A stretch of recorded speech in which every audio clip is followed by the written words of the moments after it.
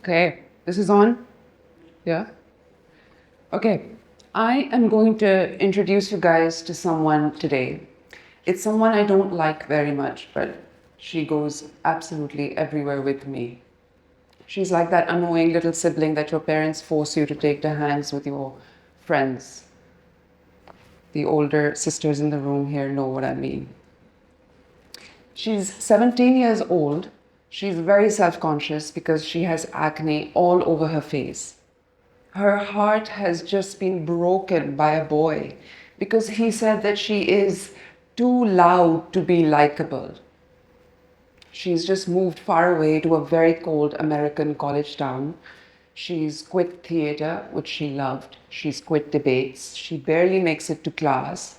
She just listens to Maroon 5 all day. She eats pizza and she basically feels really bad about herself. I'm betting that you guys have probably figured out who I'm talking about. It's me, 22 years ago, and the year is 2004. I turned 40 in exactly a month to the day, and I can't believe that I still have to sometimes take that 17-year-old girl everywhere with me.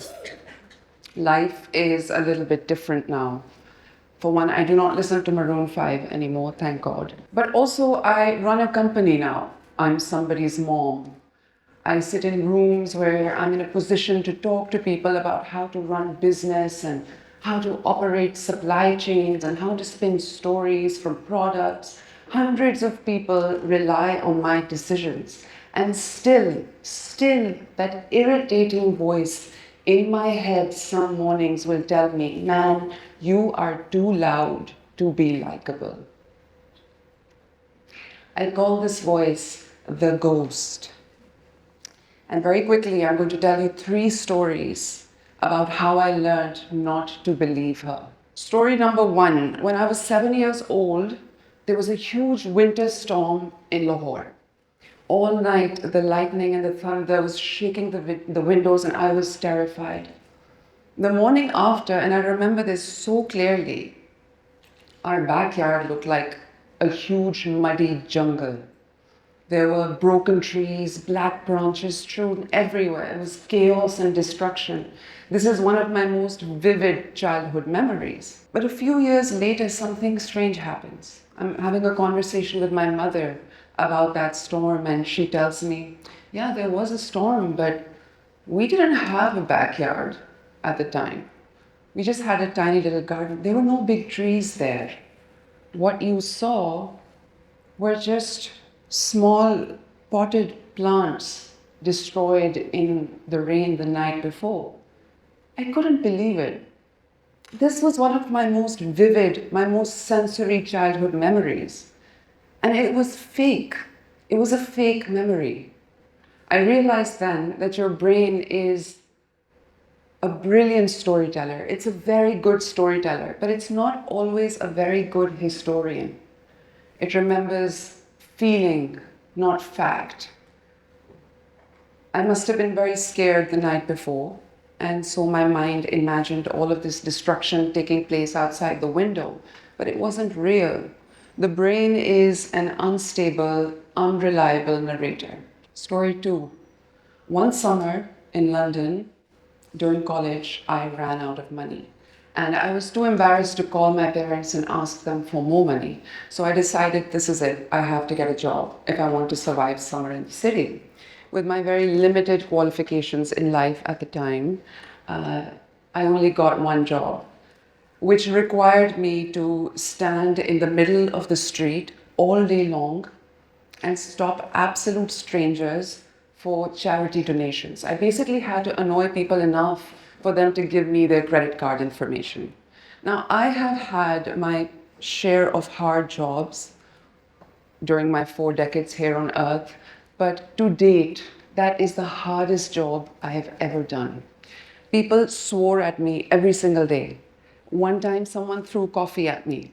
They would dodge me like a deadly disease at best. It was an exercise in humiliation.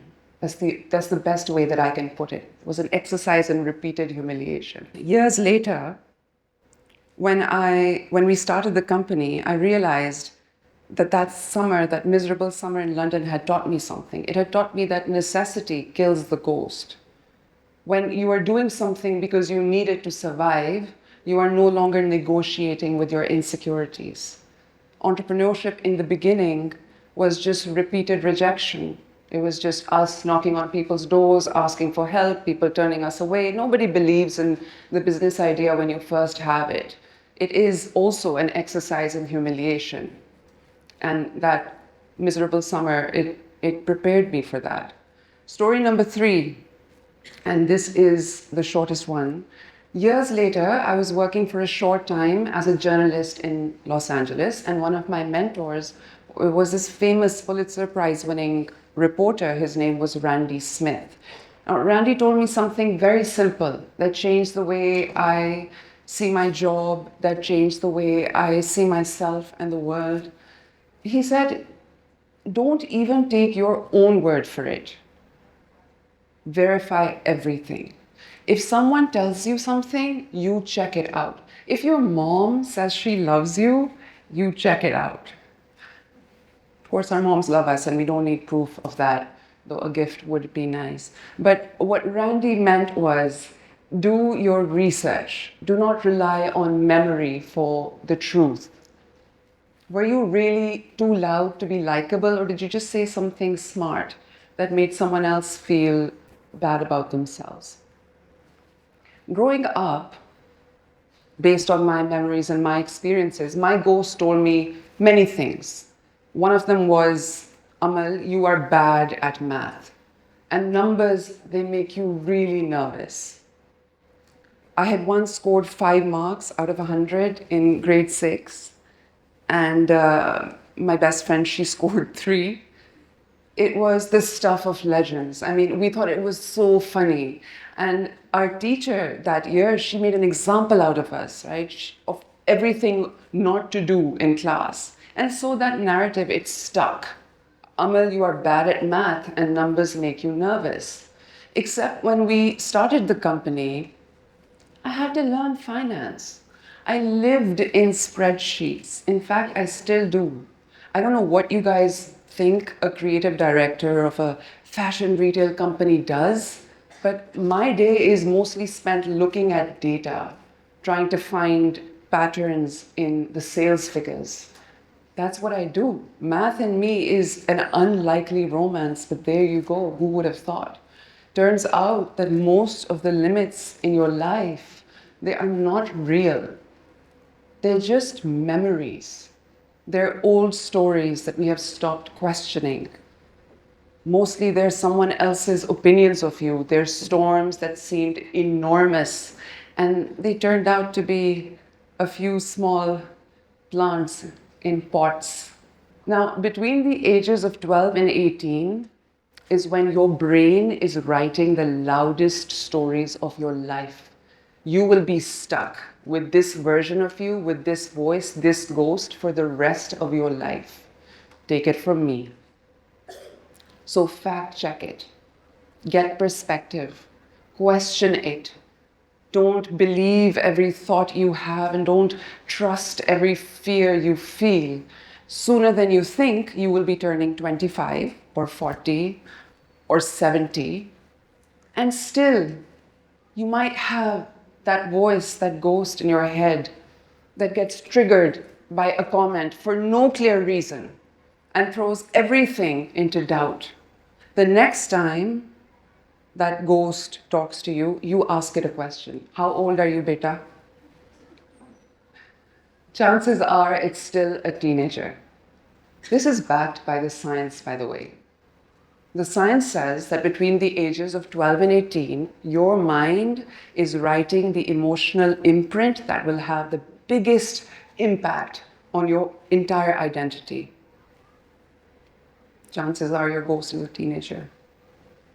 Sometimes I imagine talking to my teen ghost, right? Hello. Hello, sad pizza-eating girl. Your music sucks, but you are not failing. You are collecting stories that you will tell 22 years from now. on a beautiful stage in front of beautiful people exactly a month before you turn 40. Everything that I have built started with you, sad girl. Our future is not defined by how confident we feel right now. It's defined by whether or not you choose to believe all the stories that your brain is telling you. You don't have to kill the ghost. You don't even have to really silence the ghost. Mine still exists. Mine still exists. Except now, when it speaks to me, I'm usually sitting in a room in a company that I have helped build, and so I don't have to listen to it. Except now, when it speaks, I verify the facts. I look up and check if the big storm is actually just a little glitch in my sky. I look around me at a life so full of evidence that I keep going. The ghost may not have the final word. Thank you.